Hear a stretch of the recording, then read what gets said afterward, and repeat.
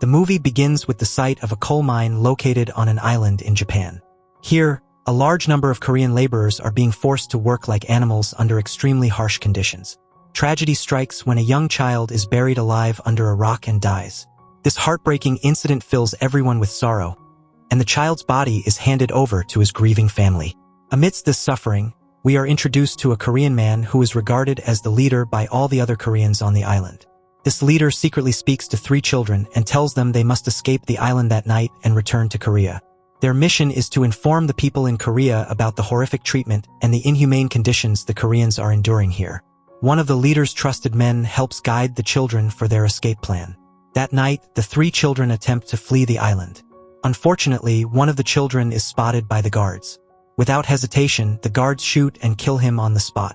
The other 2 children manage to reach the sea, but they too are eventually captured by a patrolling ship. The story then shifts to Korea, where a man named Lee is seen performing in a rock band along with his daughter and other members of the group. They are entertaining guests at a party. After the party ends, Lee meets a friend who works as a detective. Lee needs his help because he wants to go to Japan with his entire band group. To make this possible, Lee gives his friend some money as a bribe. The detective accepts the money and agrees to arrange their travel. Soon after, Lee, his daughter, and the entire band board a ship arranged by the detective. Many other people are also aboard this ship. However, when the ship halts at a certain location, Lee notices several letters lying on the ground. These letters are from his friend, and upon reading them, Lee realizes that he has been tricked. His friend has deceived not just him but many others as well by sending them to the wrong place. The authorities present at the site start loading all the people onto a train to transport them to the island. Upon arrival, chaos breaks out as Japanese officers and soldiers begin violently beating the passengers. Despite the desperate pleas from the victims to stop, the officers remain ruthless. Women and children are forcefully separated from the men and are taken away on a separate boat. Watching their families being torn apart leaves the men heartbroken and hopeless. All the male passengers are taken to one location, where their personal belongings are confiscated. A junior manager from the mining company arrives and instructs Lee to play a Japanese song with his band. Lee and his fellow musicians obey and begin performing the song. As they play, the senior manager of the mine arrives. He addresses the new arrivals, all Koreans, and says they are now welcome to the island and will be working for the Japanese. Each worker is handed an account slip that lists the various expenses they supposedly owe the company, including transportation, lodging, and other costs. All these expenses will be deducted from their future earnings. Despite these deductions, the workers are provided with foul, insect-infested food. They are then sent deep into the mines to begin their grueling labor. After a hard day's work, the workers head to the bath area. There, a Korean supervisor who works for the Japanese is seen brutally beating a young boy. A Korean gangster named Choi, angered by this cruelty, intervenes and begins fighting the supervisor. The junior manager arrives in the middle of this conflict. Choi boldly proposes a challenge. He will fight the supervisor one-on-one. If he loses, he will become a slave to the Japanese. But if he wins, he will become the new leader of all the Korean workers. The junior manager accepts the challenge. A brutal fight ensues, and Choi viciously beats the supervisor, nearly killing him. However, the Korean leader steps in and warns everyone that the Japanese are trying to pit Koreans against each other. He pleads with them to unite instead of fighting amongst themselves. Despite his warning, Choi is accepted as the new workers' leader under the agreement. Meanwhile, the senior manager hosts a lavish dinner with several women and high-ranking officers. Among them is a girl. When the senior manager asks for his favorite song to be played, Lee's daughter reveals that she is the one who sang that song, and her father composed the music.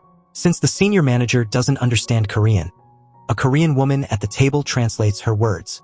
The manager is impressed and intrigued. As a result, Lee and his band are brought to perform directly for the senior manager, allowing Lee to reunite with his daughter, much to his delight. Elsewhere, at a Korean army base, an officer is handed a photograph of the Korean leader trapped on the Japanese island. He is told that it's crucial to extract this man, as he is the only remaining figure who can represent and lead the Koreans. The officer agrees to take on the mission and travels undercover to the island, posing as a regular laborer. Back on the island, the senior manager throws a party attended by mine officials. Lee and his band perform at the event, entertaining the Japanese officers. Meanwhile, Choi and the other workers are laboring in mineshaft number 2 when a disaster occurs. A coal trolley loses control and crashes, causing numerous deaths. A fire also breaks out, worsening the chaos. After the incident, the senior manager instructs his associates to shut down mine number 2 permanently. He coldly states that not much coal comes from that shaft anyway, and since it's mostly filled with Korean laborers, their deaths are insignificant to him. Following his orders, the officers seal the mine, trapping the workers inside. Panic spreads among the trapped workers. However, when the senior manager learns that the Korean leader is also inside the mine, he panics and orders that the leader must be rescued immediately. He fears that if the leader dies, it could spark a full-scale rebellion. Japanese workers attempt to reopen the sealed mine but fail. Inside, the trapped workers manage to ignite a dynamite blast themselves, forcing the exit open and escaping. The wounded Korean leader emerges from the rubble and is greeted with joy by the other laborers. The undercover army officer is among them. Later, the officer approaches the leader and tells him that the Korean military sent him to rescue him. But to call for a rescue ship, he will need access to a telegraph machine. The leader agrees and promises to arrange the telegraph as soon as possible. Following this, the undercover officer approaches Lee and tells him that he needs the keys to the Japanese officer's room, where the telegraph is kept. The officer's room had a telegraph inside, something the undercover Korean army officer desperately needed. But when he asked Lee for the keys, Lee stopped him and asked, "Why do you need them? Why are you after the telegraph?" The army officer then revealed his real identity. He confessed that he was not just another worker. He was a Korean military officer who had come on a secret mission to extract the Korean leader from the island. Hearing this, Lee made a deal. He would hand over the key only if the officer promised to take both him and his daughter off the island with him. The army officer agreed. Later, Lee secretly heated the officer's key over a candle and pressed it against a film reel to create a mold. He then gave this imprint to a friend, who forged a duplicate key. Once the key was made, Lee gave it to the army officer. Using this key, the officer entered the cabin and used the telegraph to send a message to the Korean army, requesting a rescue ship. While inside the cabin, he also discovered the Korean workers' account records. These records showed shocking details: wages, deaths, and how every worker on the island was systematically exploited. Just then, enemy planes flew over the island, and a blackout was ordered. Everyone hurried to their homes and turned off the lights. Taking advantage of the chaos, the army officer secretly met with the Korean leader and held him at gunpoint. He accused the leader of corruption, saying, "I saw those account records.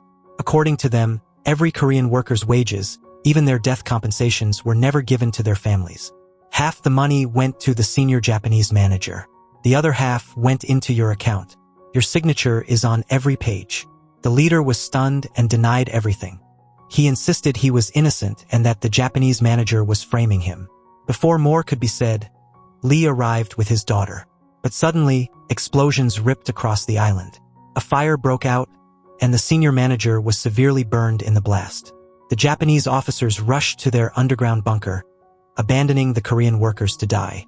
Amid the chaos, the Korean leader tried to escape, but he was intercepted by his most loyal follower. The leader anxiously asked, "Did you see the account book?" The man nodded silently, and in a shocking turn, the leader shot him dead to protect his secret. Unknown to him, Lee and his daughter had witnessed the entire murder from a distance. Meanwhile, the senior officer of the mining company contacted the junior manager and informed him that Hitler was dead, and those who had collaborated with the Nazis were being hunted. Even worse, the US had just dropped a devastating atomic bomb on Hiroshima, reducing it to rubble. Panicked, the junior manager told his senior that their own senior manager was badly injured and needed help. But the senior officer coldly responded, "Kill him. Take his place." Obeying the order, the junior manager murdered the senior Japanese manager to secure his own power. The next day, a protest erupted among the Japanese. A rumor had spread that a Korean man had harassed and murdered a Japanese girl. In truth, the girl had been assaulted by the Korean supervisor working for the Japanese, who then pinned the crime on Choi, the Korean gangster. Trying to calm the situation, the junior manager addressed the Japanese mob, promising strict punishment for the Koreans. Choi was then handed over as the scapegoat. Privately, the junior manager met with the Korean leader and proposed a deal. "I will arrange your escape from this island, but in return, I want half of the money you've taken from the workers." Also, you must go to the Americans and tell them we've treated Koreans fairly. Because if the Americans find out the truth, they will destroy us. And as for the Koreans here, I will bury them alive inside the mines." The leader agreed. But unknown to them, the army officer and Lee's daughter had overheard everything. Later, the leader addressed all the Korean workers. He falsely told them that the Japanese had punished the corrupt Choi and had now promised better treatment. He claimed he had personally spoken to the senior officer and secured better food and working conditions. To celebrate this victory, he invited everyone to gather inside the mine for a celebration. Everyone was overjoyed by the news. But before they could enter the mine, the army officer confronted them and exposed the truth. He shouted that the leader was a traitor, that he had joined hands with the Japanese to steal the workers' compensation and was planning to bury them alive inside the mine. The leader denied everything and accused the officer of being an American spy. To prove the truth, Lee showed everyone the account records. His daughter also stepped forward and bravely said, "I saw him murder his loyal friend with my own eyes." This revelation turned the entire crowd against the leader. The army officer then shot and killed him. Choi was released from captivity. The officer then told everyone the plan. They would escape the island using a coal ship. The workers began preparing makeshift weapons in case of an attack. First, the army officer and a few others seized the ship and headed to the wooden bridge that was used to load coal. But on the way, they encountered Japanese guards. Lee bravely distracted them, giving the officer a chance to ambush and kill them. With the path clear, the Koreans began crossing the bridge to board the ship. Back in the village, the remaining Koreans locked the Japanese inside houses and set them on fire. During this, they spotted the junior manager. Meanwhile, 2 Japanese soldiers saw some Koreans escaping and tried to stop them. The army officer quickly shot both dead. But the gunfire alerted the surviving senior officer, who then sent more soldiers to kill the fleeing Koreans. Choi, the Korean girl, and others stayed behind to fight. While many Koreans were climbing down using a rope, it snapped, causing several to fall to their deaths. The rest started climbing the wooden bridge, but the weight caused it to collapse. Only half of them managed to board the ship. The others remained trapped on the island. A brutal battle broke out between the Japanese and the Koreans. Lee, trying to raise the collapsed bridge alone, struggled. His daughter rushed to help him, and seeing their effort, other Koreans joined in, working together to lift the bridge. During the fight, the Korean girl was shot by the corrupt supervisor. Enraged, Choi attacked him. He broke the supervisor's bones and crushed him to death. But on his way back to the wounded girl, Choi himself was shot. Despite being gravely injured, he managed to crawl back to her side. They died together, holding each other. Elsewhere, Lee was trying to reach safety with his daughter when the junior manager shot him. Lee returned fire and wounded him. But when Lee's daughter ran toward her father, the junior manager captured her. The army officer threw a rock at him, forcing him to release her. But as the junior tried to shoot Lee again, the girl threw a bottle bomb at him, setting him on fire. The army officer then slit the junior's throat. He stood before the Japanese soldiers and declared, "The senior manager, junior manager, and the corrupt supervisor are dead. The war is over. We are leaving." Hearing this, the remaining Japanese surrendered. The rest of the Koreans boarded the ship. But Lee, severely wounded, was dying. In his final moments, he looked at the army officer and whispered, "Please take care of my daughter." With those last words, he passed away. His daughter broke down in tears, crushed by the loss of her father. As the ship sailed away from the burning island, the passengers looked toward the sky, where a massive explosion lit the horizon. The Americans had dropped a second atomic bomb, this time on Nagasaki. Everyone stared at the distant mushroom cloud in silence. The film ends with Lee's daughter looking out at the sea, a lone survivor, heartbroken, but finally free.